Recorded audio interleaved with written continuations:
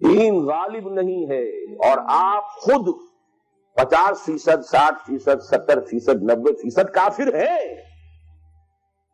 اس لیے کہ اس ماحول کا جز ہے، اس میں کفر کا نظام ہے۔ تو مسئلہ کچھ اور، اچھا کھائیں، اچھا پہنیں، نوافل ہے، نوافل پر نوافل ہے، جتنی ترقی کیجئے، دنیا میں کرنا چاہیں دنیا میں کیجئے، روحانی ترقی کرنا چاہیں روحانی ترقی کیجئے، سارے میدان کھلے، علم میں، پروفیشن میں، کسی خاص فن میں ترقی کرنا چاہے کیجئے۔ دین غالب نہیں ہے اور آپ خود 50%، 60%، 70%، 90% کافر ہیں، اس لیے کہ اس ماحول کا جز ہے، اس میں کفر کا نظام ہے۔ تو پہلا کام تو اپنے آپ کو اس کفر سے نجات دلانا ہوگا، پھر نماز بھی اسی کے لیے ہے۔ وَاسْتَعِینُوا بِالصَّبْرِ وَالصَّلَاةِ، مدد حاصل کرو نماز سے۔ کس کام کے لیے مدد حاصل کرو؟ The mission to make the deen of Allah supreme and aqim الدین۔ نماز اس کے لیے سبسروینٹ ہے، اس کے لیے مدد ہے۔ روزہ اسی کے لیے جنگ کرنے کی صلاحیت پیدا کرنے کے لیے ہے۔ دین مذہب بنتا چلا گیا، سارا ایمفیسس نماز، روزے، حج، عبادت پر ہو گیا، دین کا تصور ہی ختم۔ اور پھر ہم میں سے جو لوگ غلام رہے وہ تو اتنے خوگر ہو گئے کہ ملا کو جو ہے ہند میں سجدے کی اجازت ناداں یہ سمجھتا ہے کہ اسلام ہے آزاد۔ بہت بڑے عالم دین نے کہا تھا یہ کہ ہمیں کوئی ایسا کام نہیں کرنا چاہیے جو ہماری حکمرانوں کو، انگریزوں کو پریشانی کا موجب بن جائے، اس لیے کہ انہوں نے ہمیں مذہبی آزادی دی ہوئی ہے۔ ہمارے نماز پڑھنے پہ کوئی قدغن نہیں ہے، ہمارے روزہ رکھنے پہ قدغن نہیں ہے، حج کرنے پہ قدغن نہیں ہے، لہذا we should be loyal to them۔ ملا کو جو ہے ہند میں سجدے کی اجازت ناداں یہ سمجھتا ہے کہ اسلام ہے آزاد۔ یہ کانسیپٹ اتنے پختہ ہو چکے ہیں، اتنے پختہ ہو چکے ہیں۔ ریچولزم، رسومات، رہ گئی رسم اذاں، روح بلالی نہ رہی، فلسفہ رہ گیا، تلقین غزالی نہ رہی، نماز و روزہ و قربانی و حج یہ سب باقی ہیں، تو باقی نہیں۔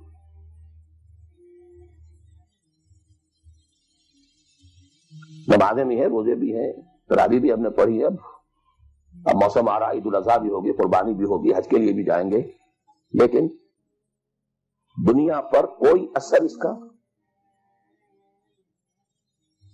30 لاکھ آدمی حج کر کے آئیں گے، معاشرے پر کوئی زیرو کے برابر بھی کوئی اثر ہے؟ جو خود جا کر کے آتے ہیں ان پر کوئی اثر ہوتا ہے؟ جیسے گئے ویسے آئے۔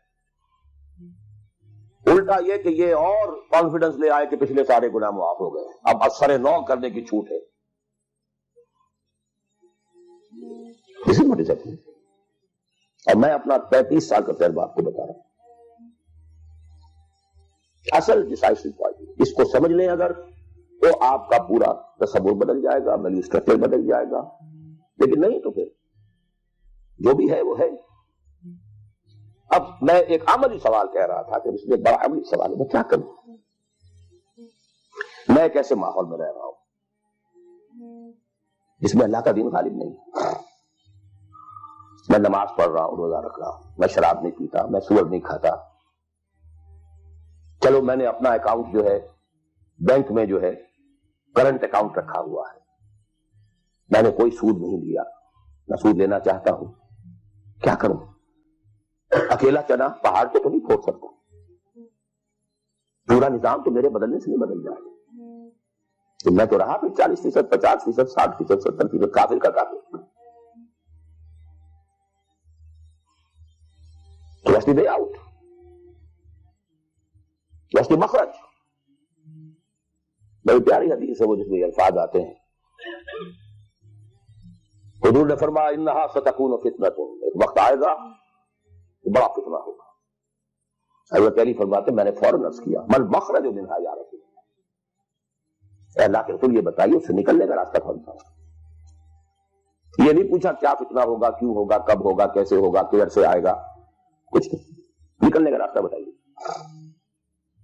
بلکہ ایک اور روایت اس حدیث کی اس سے بھی زیادہ پیاری ہے کہ اصل میں حضرت جبرائیل نے کہا حضور سے یا محمد امتک بعدک، اے محمد صلی اللہ علیہ وسلم کبھی سوچا ہے تمہارے بعد تمہاری امت کا کیا بنے گا؟ تو حضور پلٹ کر سوال کرتے ہیں مل مخرج منہا یا جبرائیل، یہ بہت بڑا پرابلم تم نے اے جبرائیل میرے سامنے رکھا ہے، تب آپ ہی بتائیں اس سے نکلنے کا راستہ کیا؟ قال کتاب اللہ، وہ پوری حدیث پھر وہی ہے، کتاب اللہ فیہ خبر ما قبلکم ونبأ ما بعدکم وحکم ما بینکم وہو الذکر الحکیم وہو الصراط المستقیم وہو حبل اللہ المتین۔ اس کا مخرج کیا ہے؟ یہ ہے اصل میں میرے اور اگر تو یہ بات سمجھ میں آ گئی، اس کے لیے تصور سمجھ لیجئے ہمارے دین میں کفارے کا ایک تصور۔ آپ نے روزہ توڑ دیا وہ تو ٹوٹ گیا، کیا کروں؟ جڑ تو نہیں سکتا۔ کب اشکوں سے جڑ سکتا ہے؟ جو ٹوٹ گیا سو ٹوٹ گیا۔ روتی ہو کہ شیشہ جام کے بل، جو ٹوٹ گیا سو ٹوٹ گیا۔ تم ناحق ٹکڑے چن چن کر دامن میں چھپائے بیٹھے ہو، شیشوں کا مسیحا کوئی نہیں، کیا ہاتھ لگائے بیٹھے، وہ تو ٹوٹ گیا، لیکن اس کا کفارہ دے دیا۔ یہ کفارہ ہے۔ قسم کھائی تھی، یہ نہیں ہے کہ اب توڑ نہیں سکتے، غلط کھا بیٹھے توڑو، کفارہ۔ آج میں اس لفظ کفارہ کے حوالے سے آپ کے سامنے یہ بات کروں گا۔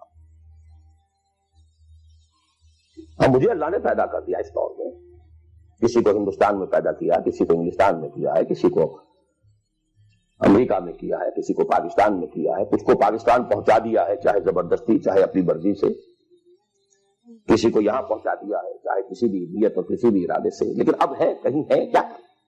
کوئی کفارہ ہونا چاہیے، کوئی مقصد ہونا، بس یہی کفارہ ہے۔ پھر نوٹ کر لیجئے اس ماحول سے سوائے سبسسٹنس لیول کے اور کچھ حاصل مت کرو، اور اس سبسسٹنس لیول پر بھی جو کچھ تم نے کھایا پیا ہے اور سانس لیا ہے، جو انرجی کریٹ ہوئی ہے، اس کا میکسیمم اس جہاد میں صرف کر دو کہ اس نظام کو بدلو۔ تمہاری یہ جد و جہد، تمہاری یہ کوشش کفارہ بن جائے گی۔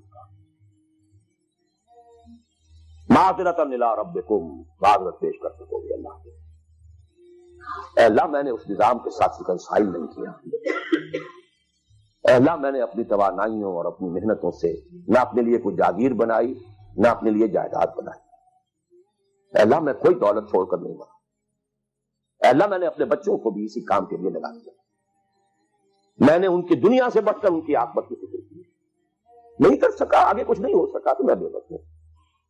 حضرت نوح بھی تو بے بس تھے، کیا کر گئے؟ لیکن اگر کسی بھی درجے میں ریکنسیلیشن ہے، کمپیٹیبلٹی ہے، اس کو آپ نے ایکسپٹ کر لیا ہے، اس میں پھلنے پھولنے اور پھیلنے کا بندوبست کر رہے ہیں، تو everything will be multiplied by a big zero and will become a zero. یہ ہے جو میں سمجھا۔ اس کا نام ہے جہاد، کانسٹنٹ فرکشن، کانسٹنٹ اسٹرگل، جان مال، ان صلاتی و نسکی و محیای و مماتی للہ رب العالمین۔ میری زندگی کا مقصد تیرے دین کی سرفرازی، میں اسی لیے مسلمان، میں اسی لیے نمازی،